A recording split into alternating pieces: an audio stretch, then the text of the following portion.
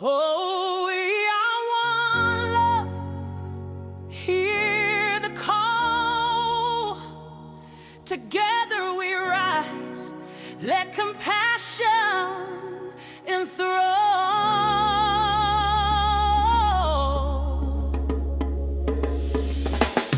In the morning light, the sun breaks free.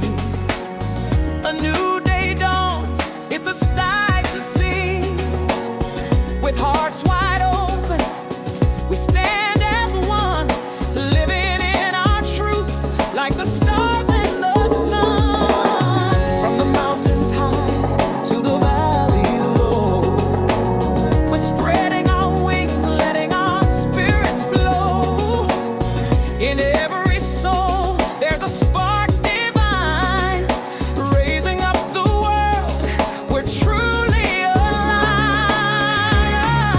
Oh, we are one love. United we stand, bringing peace to the world. Hand in hand, waking up to nature, releasing all fears, sharing hope and compassion through the laughter and tears. Good morning, One Love family. Welcome. Welcome to our Sunday morning connection. I'm so glad you are here. I believe you'll be glad that you are here today. I want to say welcome to you. Those of you who have tuned in lately, especially over the month of April, know that we have been dealing with a series that I like to call The Inner Temple. And what we said was that at the first of the year, I felt directed to start to talk about and at least discuss this idea that we know a lot. We have a lot of information. We have learned a lot through sermons and through sutras and through yoga and through meditation and through prayer and through church attendance, temple, synagogue, whatever your faith-based expression happens to be. And that we've learned a lot of information. We have a lot of data.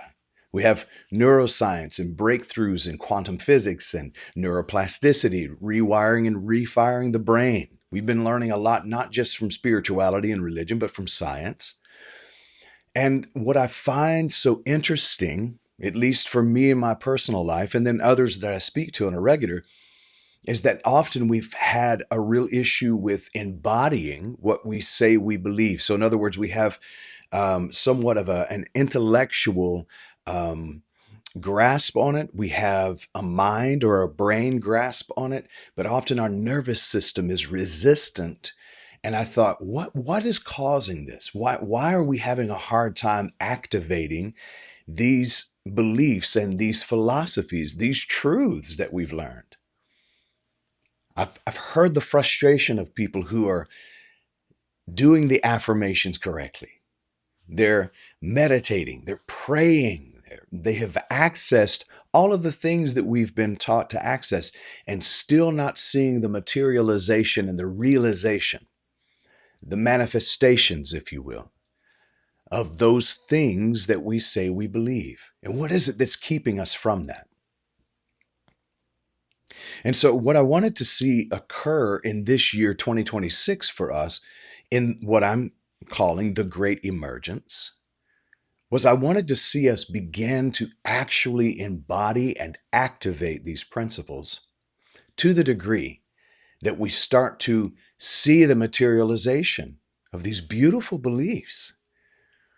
Because I actually do believe that we are manifesting machines, that where our focus goes, our energy flows, and that we're able to attract into our life love, joy, peace, abundance, prosperity, well-being, happiness, contentment.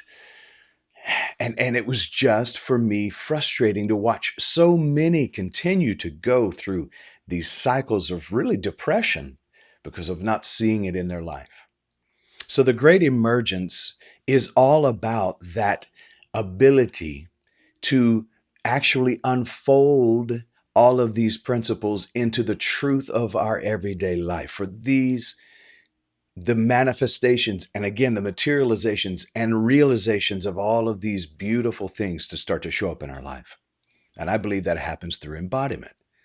And so we started dealing with that in January and February and then in March. And And in March, we actually got deep into that inner temple side of us, that space within us. And we said that the way we go deep into that space is through dissolving the obsolete self, being able to recognize the conceptual self that was built not by us, but by the society around us, things that were taught and things that were caught that became a part of us. And so we decided to go deeper in the month of April into that, to say that now we have settled into the reality that we in order for us to become truly the highest level of enlightened human beings that we can become, there is that journey within that we must take.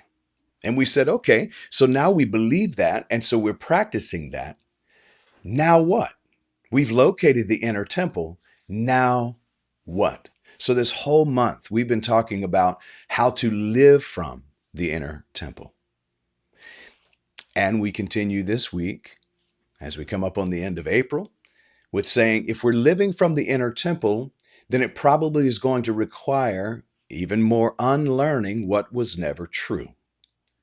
Last week, we talked about how that we can move from niceness to kindness. It's a subtle shift, and yet such a huge shift that brings us into a higher level of understanding. Many of us have been abandoning ourselves in order to make sure everyone else was okay by being nice.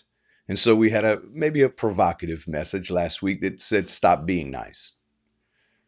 And that thing has caught on. There are many people who are saying, oh my God, what a revelation. And it was to me too. That's why I wanted to share it with all of you, because when I realized how much of my life had been based in performance to make sure that everyone else was okay with me, showing up the way I believe others think I should rather than who I am, when I realized that I had glazed over my life with niceness, I was able to start giving that up. How about you?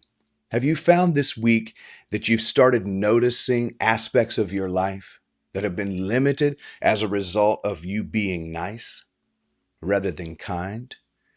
And we talked about how kindness is depth. Niceness is shallow.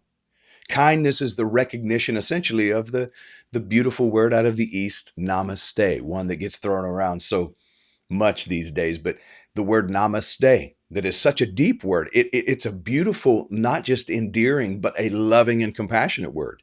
It recognizes that I am of the same origin as you. And so every person I come in contact with, instead of them being a white person, a black person, Latino person, a gay person, a straight person, a Christian person, a Muslim person, a Jewish person, all of the categories, instead of them even being male and female, Republican or Democrat, whatever the stripes and types are, I'm looking past all of that conceptual noise, if you will, and distortion, and I'm seeing the divine in them. That's the essence of kindness, that I recognize we have a shared origin. And that shared origin is much more important than our ancestral origin. That our true ancestral origin goes all the way back to the divine. We are all of the same source and life force that has been referred to as God. And that all of us are birthed out of that divine nature. And so I wanted to continue this Inner Temple series, and I wanted to open up and say that we are unlearning beliefs that were never true to start with. So take a breath with me, if you will. I like to say a real one, not your church breath, not I'm trying to look spiritual breath. I mean the kind that your body has been asking for all week, a deep, deep breath. And I want to give you a little bit of relief, if that's okay. Maybe you don't need it, but maybe someone out there does. Because today, I'm not going to be adding anything to your life. We're not going to be giving you more to do or more to believe. We're not handing you another spiritual checklist today. Today, instead, I'm going to ask for us to simply look at some things that we may have not looked at. I'm asking us to look closely, honestly, and maybe even a little uncomfortably kind of like with the niceness and kindness thing, because many of the beliefs shaping your life right now, they're not loud. They're not the kind of beliefs that scream. They're not so apparent. They're not so obvious. They're not sitting on the surface and saying, "Hey, I'm limiting you." They're not yelling at you. They're not so clear. In fact, they're quieter than many of the beliefs that we have sort of come against in our time of teaching. These are subtler. They're sneaky. They're more covert. They are deeply embedded and quiet. In fact, many of them sound like wisdom. They feel like responsibility. They wear the voice of your parents, your teachers, your pastors, your priests, your rabbis, your imams, again, whatever your tradition was.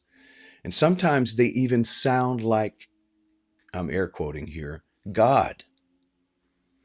And because they were passed down with authority in our life, we didn't question them. We inherited them. And here's the truth that most of us don't say enough. We don't even think about that. Just because something was passed down, that doesn't mean it was true. Now, we're not here to bash your parents or your tradition, but it doesn't mean that it was true just because it was passed down. You see, a tradition is just a traded down belief. It's something that's practiced long enough that it feels normal. And for some starts to feel natural, but just because it's normal, it doesn't mean that it's natural. Normal is not the same as natural. Normal is what's common. Normal is what is repeated. It's what's been reinforced by our society. Normal is learned. Normal is a learned behavior, but natural is what you were before you were trained, before you learned how to be acceptable, how to fit in, before you adjusted yourself so that you could survive. Natural is not something you achieve. Natural is something that's inherent to you. It's something that you uncover and discover.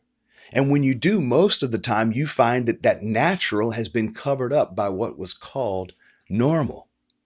Think on that just a moment.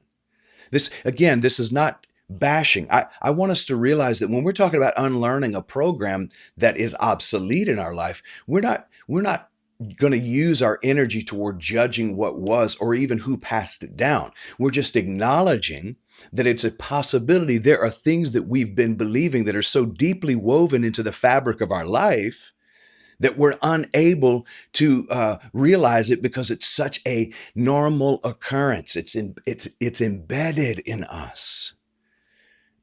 But what is natural to you is that which is uncovered, not learned. It's the breath before you control it. It's the heart before you armored your heart. It's the body before you braced. Natural is aligned, coherent, whole. See, most of us, we didn't consciously choose the way we live. See where that lands in your being. Most of us did not choose consciously the way we live. We absorbed it. We learned it. We adapted to it.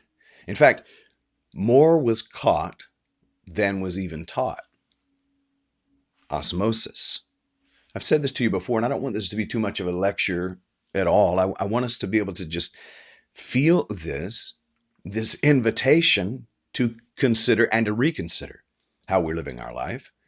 But more was caught than taught. We were witnessing the people who were endeavoring to keep us safe and the people that we felt safest with. We were witnessing how they reacted to life and thinking, maybe I should be reacting to life that way. That's why so many believe that mental illness is passed down through the DNA. And I say more than passed down through the DNA, it's passed down through what we recorded as normal in our existence. I don't believe it's passed down in the body, in the DNA, as if you have a guarantee that because somebody in your life had a mental illness that you're going to as well. I don't believe that that happens physically automatically. I believe that it's something that is caught, almost like a cold. We learned what it means to be good, what it means to be acceptable, what it means to be safe. And a lot of those lessons, they were built on fear. I know mine were.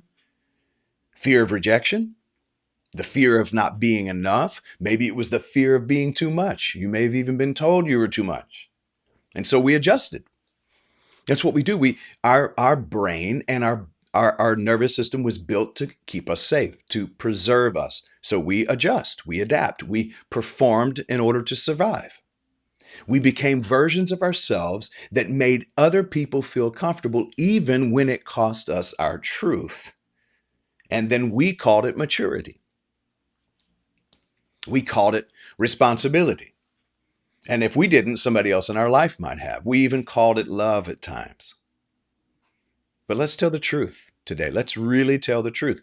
A lot of what we've been calling love has been self-abandonment with good manners.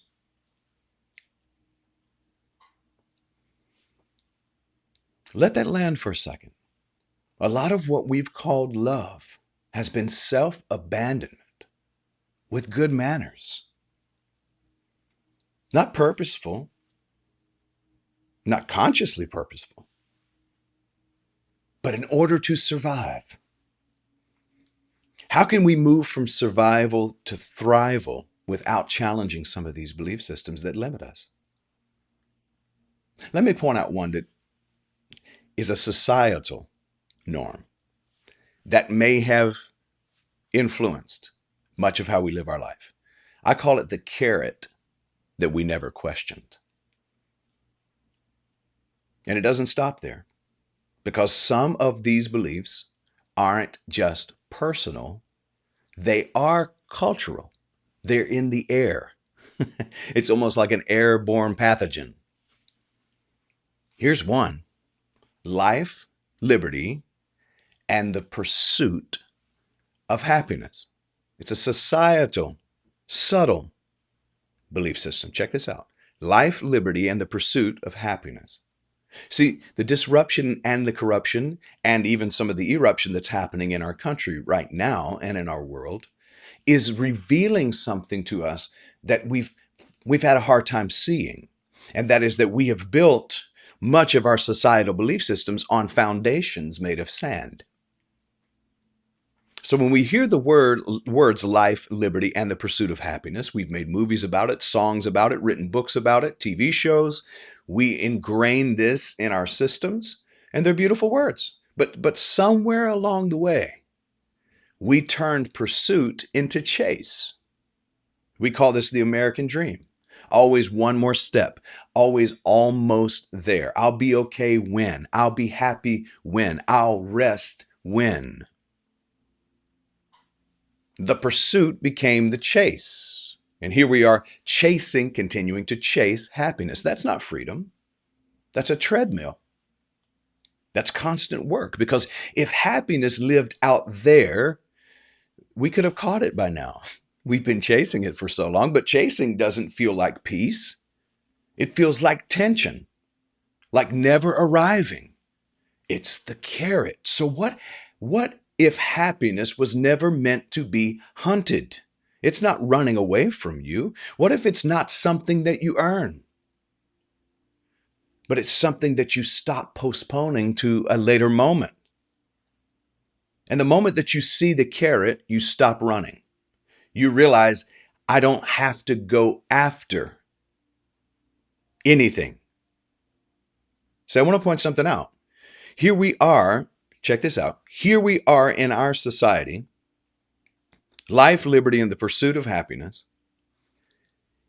Every single one of us watching this, hanging out here on this live stream today, every one of us, we possess already more than kings centuries ago could have even imagined possessing. Think about this. Your life currently is more convenient, it's more luxurious than any kings in the past. And yet, we have more unhappiness, depression, anxiety, fear, less happiness, and less joy in our society. And yet, every one of us today have more convenience, more technological advancement, more medical advancement than any of these kings in the past could have even imagined having. And yet, we're unhappy. Bishop Carlton Pearson used to ask, and I ask this today to you as well, and I've brought this up before, but it fits today. What do you believe? Why do you believe it? And how does what you believe add to or take away from the quality of your life? Or maybe he would have said, and how does that belief affect the quality of your life? Not what sounds right, what is actually producing life in you. Because if a belief is creating anxiety, creating tension and tightness and fear, we have to be honest enough to ask, is this true? Or is it conditioning? Are we pursuing something in a later moment that already is ours? And in the pursuit, in the chase, are we pushing it off? That's just one belief system that's in our society. So let's look at the clearing what we're letting go of. So let's gently look at what's been sitting in our inner temple for a long time, long enough that it started to feel like it was truth. Just notice which one of these belief systems maybe tightens in your body. Think about these belief systems, these subtle things that we have allowed to rule our life and bring about limitation in our life. So I want to give a few. I've already stated the one about life, liberty, and the pursuit of happiness. But look at this one, productivity. This is a belief system. Productivity equals worth. So if I'm not producing, I'm falling behind. We've been told to be what? Productive citizens. We've been taught to be productive citizens. If you don't work, you don't eat. All of the things that we were taught. Some of it caught. So if I'm not being productive, in other words, productivity equals worth. What about this one? Emotions are problems to fix. So I smile and I quietly fall apart internally. But I smile publicly. These subtle beliefs that we've had. How about this one? Authority lives outside of me. So I second guess what I already know. And we've done this through religion, heroes. I think it's great to acknowledge and to credit when people have done wonderful things. But how many of us have outsourced our authority to another hero, another person outside of us, another persona outside of us? Let me point to one, if I could, in the United States at least. One of the things that we're still waiting for is for some great leader to rise up and save us. And that's not even what it meant for us to be Americans. This was of the people, for the people, by the people, all of that jargon.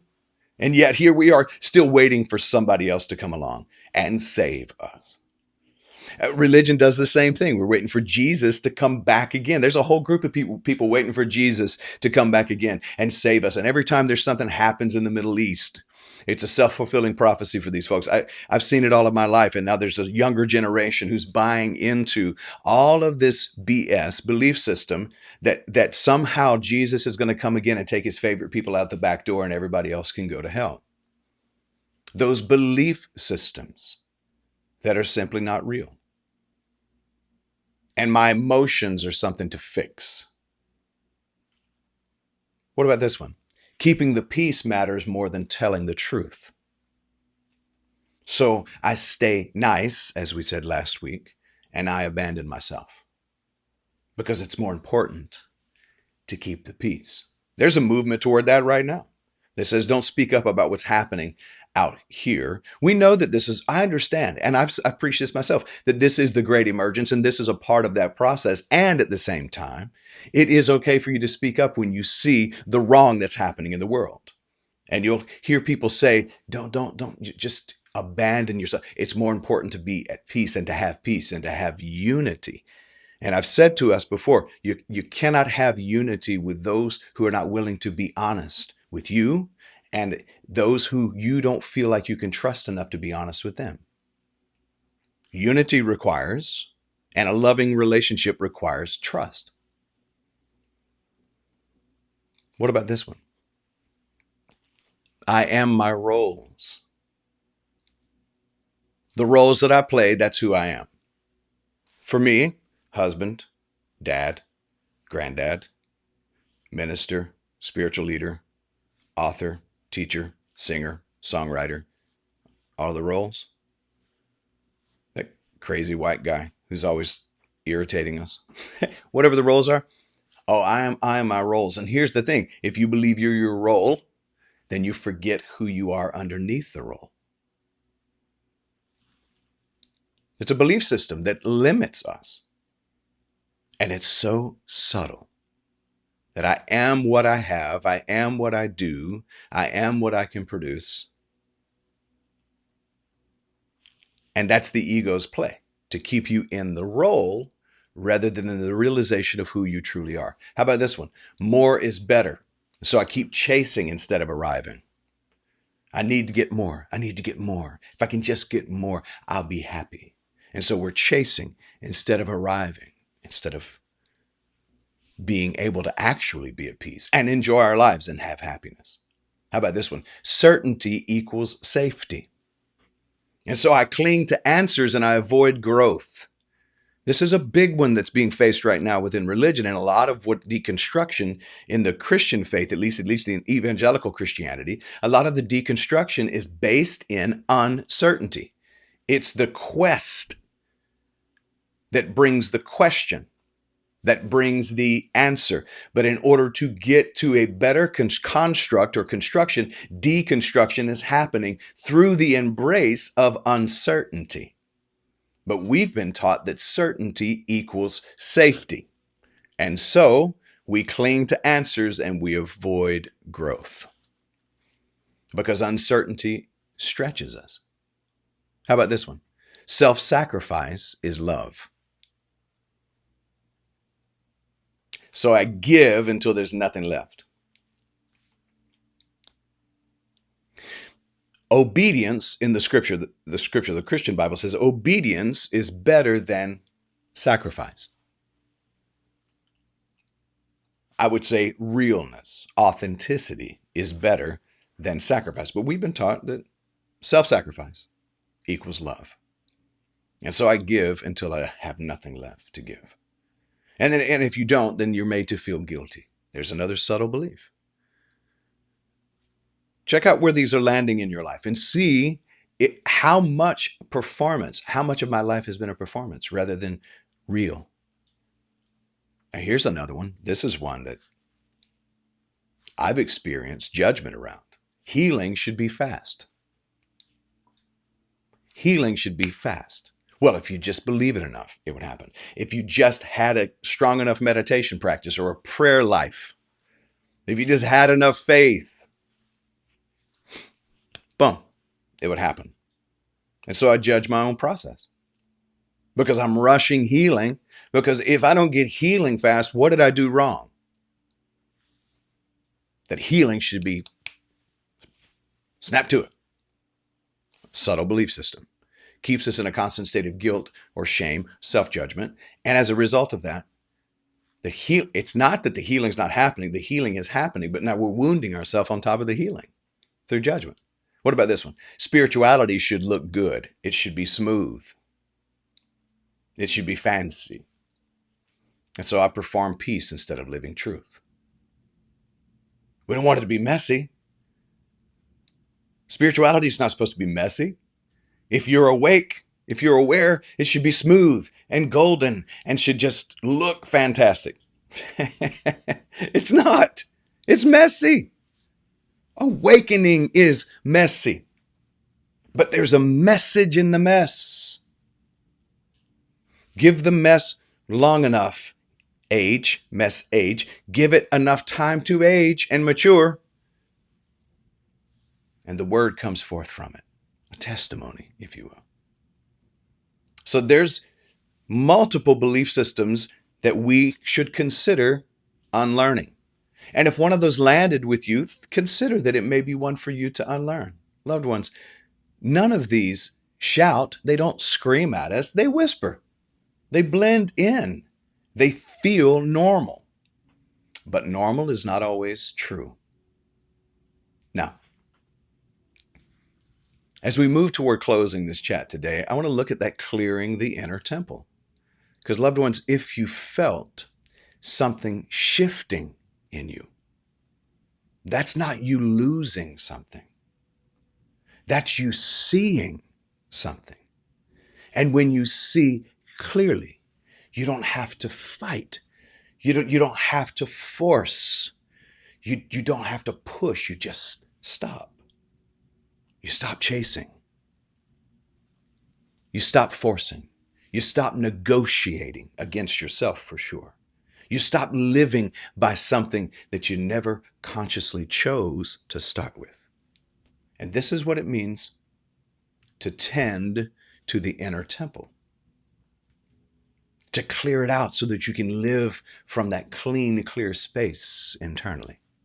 Not performing in it, but clearing it. Because it's been filled. It's been filled up. It's almost like Hoarders, that TV show Hoarders. It's been just condensed. It's been very dense and very packed with borrowed beliefs, old rules, outdated agreements. And some of those voices still whisper, "You're not enough yet. Keep chasing, keep pursuing." But loved ones, those don't belong here, not in your inner temple. So today, we clear.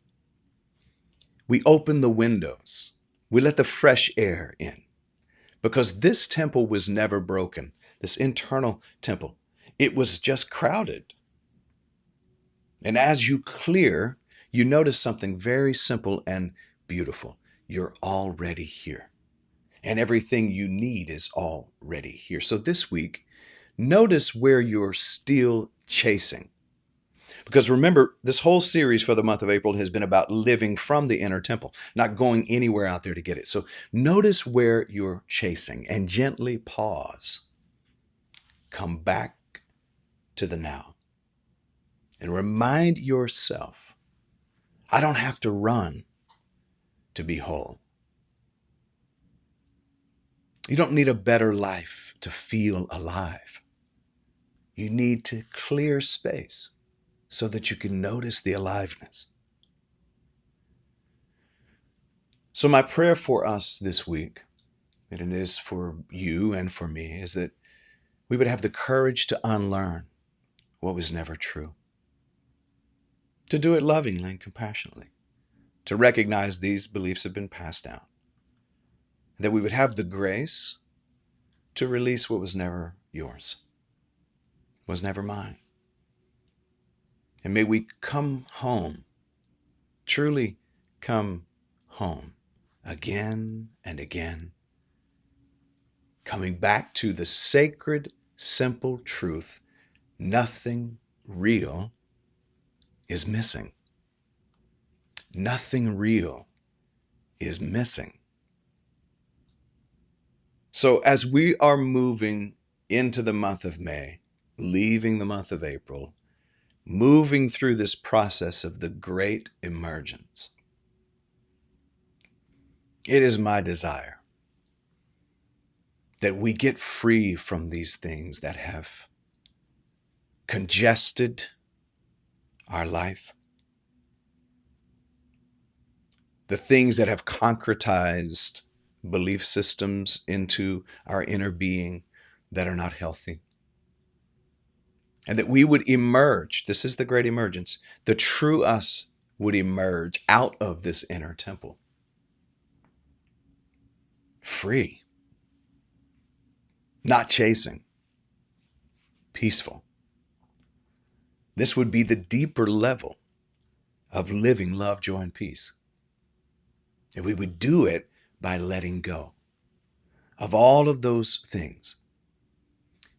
Scripture that comes to mind here is lay aside every weight that so easily besets you or weighs you down, so that you can move through this journey more smoothly, more lovingly, more gracefully, and more lightly. That today can be the day that you stop chasing and you stop pursuing by simply letting go and learning to live from the inner temple. Friends, thank you for joining today. Thank you for being here. Thank you for your love. Thank you for continuing to journey with me as we journey along together in this great emergence. I'm thankful for you. Now go and make it a great week just because.